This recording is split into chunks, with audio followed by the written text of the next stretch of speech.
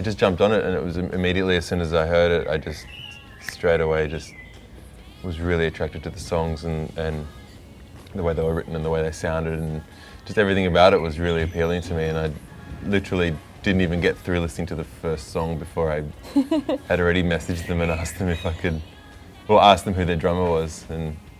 if they didn't have one, if they wanted one, sort of thing.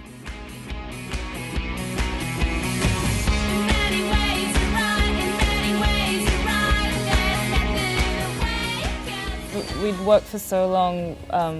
with between the four of us,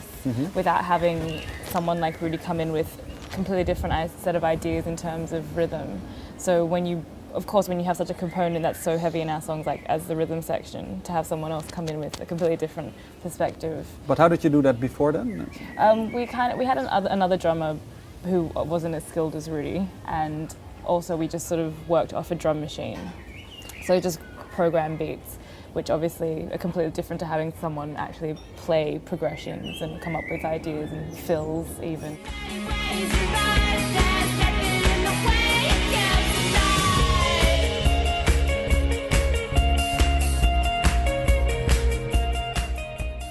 I don't know if you've ever, spent 20 odd years in a country that you've been brought up in and lived in and been with your family and with friends and your whole support network, and then all of a sudden you just have to get up and go and live somewhere else where it wasn't as comfortable and it wasn't as certain, it wasn't it wasn't as steady and as simple and as streamlined as it would be sort of living in Sydney, living in your home life, and knowing that it all works and knowing that everything is kind of working. If something doesn't work, then you can always just go home and just work it out, you know what I mean? Whereas coming over here was a big step, and it was, we all sacrificed, a lot.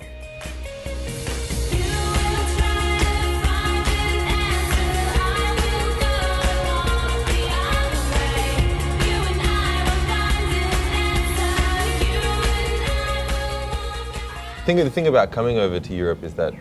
we felt like, we all kind of felt this, and the label and management all kind of felt that. It's like,